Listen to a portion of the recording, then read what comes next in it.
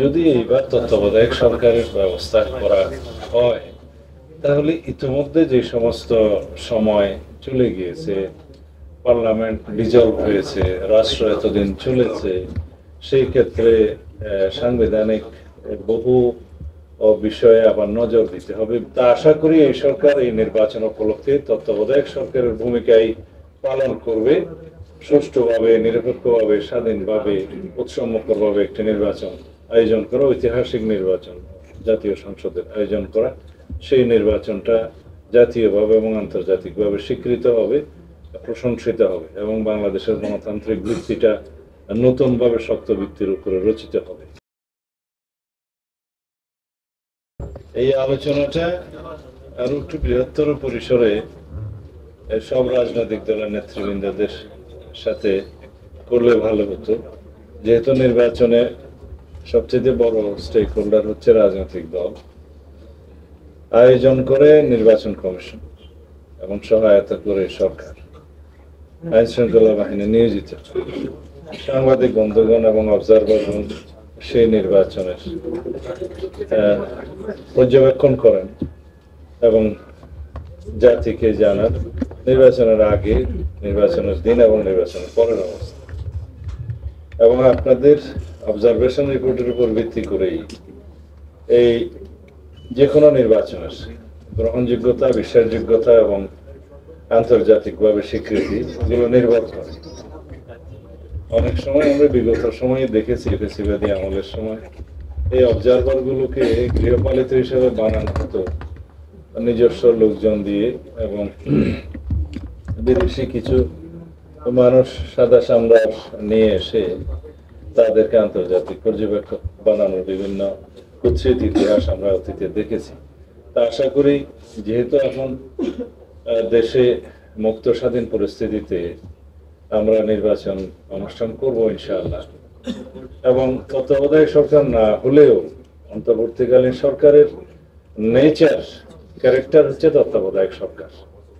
নির্বাচন অনুষ্ঠানের ক্ষেত্রে আরেকটি তত্ত্বাবধায়ক সরকার প্রতিষ্ঠা করাতে হবে সেরকম কোনো বাস্তবতা নাই, এবং সুপ্রিম কোর্টের রায়ের আলোকে যেটা তত্ত্বাবধায়ক সরকারকে পুনর্বহাল করা হলো, প্রতিস্থাপন করা হলো, সেটা প্রসপেক্টিভ ইফেক্ট সহ করা হয়েছে, ভবিষ্যৎ কার্য প্রয়োগ ক্ষমতা সহ।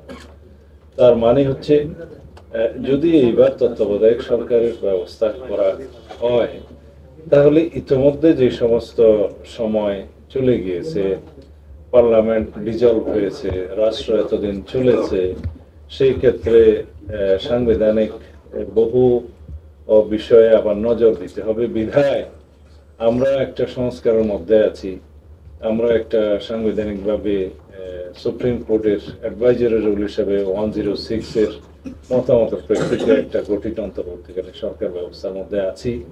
সুতরাং এটার নেচার এবং ক্যারেক্টার, যেহেতু তত্ত্বাবধায়ক সরকারের নেচার এবং ক্যারেক্টার, সুতরাং এটাকে নিয়ে আর কোনো প্রশ্ন উত্থাপন করা আমাদের জন্য সঠিক হবে না।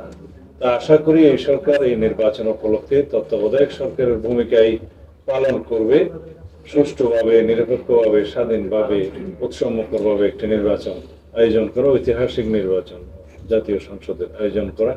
সেই নির্বাচনটা জাতীয়ভাবে এবং আন্তর্জাতিকভাবে স্বীকৃত হবে, প্রশংসিত হবে এবং বাংলাদেশের গণতান্ত্রিক ভিত্তিটা নতুনভাবে শক্ত ভিত্তির উপরে রচিত হবে। এটা আমাদের সবারই প্রত্যাশা। এর মধ্যে ইলেকশন অবজারভার গ্রুপ বা সোসাইটি যাই বলে আপনাদেরকে, আপনাদের ভূমিকাটা থাকবে দলনিরপেক্ষ থেকে আপনারা জাতীয়ভাবে মানুষের পক্ষে আপনাদের ভূমিকা পালন করবেন, এবং আপনারা এই দৃষ্টিতেই কাজ করবেন যাতে ভবিষ্যতে আমাদের নির্বাচনী ব্যবস্থায় যেন অবজারভারদের উপরে আমাদের বিশ্বাস স্থাপন হয়। যদি আপনাদের কর্মকাণ্ডের মধ্য দিয়ে পক্ষপাতিত্ব কোনো রকমের বা রাজনৈতিক দলের প্রতি বলে দুর্বলতা প্রকাশিত হয়, তাহলে ভবিষ্যতে এই নির্বাচনী ব্যবস্থার মধ্যে অবজারভার নিয়োগের ক্ষেত্রে আমরা বিশ্বাস স্থাপন করতে পারবো না। যেভাবেই হোক, যে প্রক্রিয়াই হোক, আপনাদেরকে ইলেকশন অবজারভার হিসাবে নিয়োগ করা হয়েছে। শুনেছি 66টা অর্গানাইজেশনকে দেয়া হয়েছে, আরো হয়তো 15-16টা দেয়া হবে। 64 দেয়া হয়েছে, হয়তো আরো 15-16টা দেয়া হবে শুনছি। তো যাই হোক, এর মধ্যে আবার বিদেশি সংস্থাও নিশ্চয়ই এর বাইরে আছে, এর বাইরে আছে। হ্যাঁ, তো সুতরাং তারাও আসবে। এর বাইরে বিভিন্ন ইন্টারন্যাশনাল অর্গানাইজেশনস আছে, কমনওয়েলথ গ্রুপ আছে, ইউরোপিয়ান ইউনিয়ন আছে, আমেরিকান সংস্থা একটা আছে, IRI আছে, ডেমোক্রেটিক ইন্টারন্যাশনাল আছে, ডেমোক্রেসি ইন্টারন্যাশনাল আছে, আরো অনেকগুলো আছে যারা স্বতন্ত্রভাবে, তাদের কাজই হচ্ছে পৃথিবীব্যাপী নির্বাচনগুলো অবজার্ভ করা এবং সেই হিসাবে তাদের রিপোর্ট দেওয়া, এবং তাদের সেই রিপোর্টের ক্রেডিবিলিটির উপর ভিত্তি করেই সেই সমস্ত নির্বাচন সম্পর্কে বহির্বিশ্বে স্বীকৃতিটা দেয়া হয়। আশা করি তাদের সাথেও আপনাদের যোগাযোগ থাকবে, কোঅর্ডিনেশন থাকবে।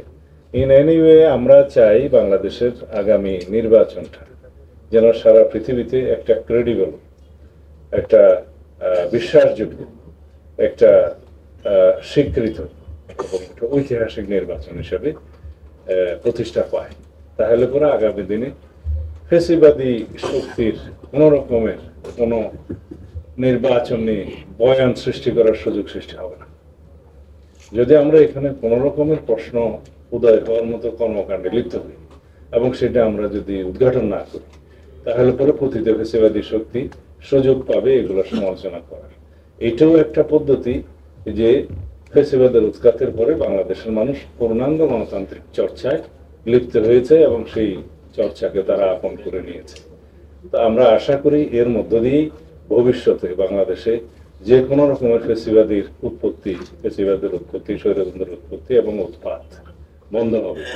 আশা করি আমরা সেরকম আপনাদের অ্যাক্টিভিটিসের মধ্য দিয়ে সেটা প্রমাণ দেখতে পাবো।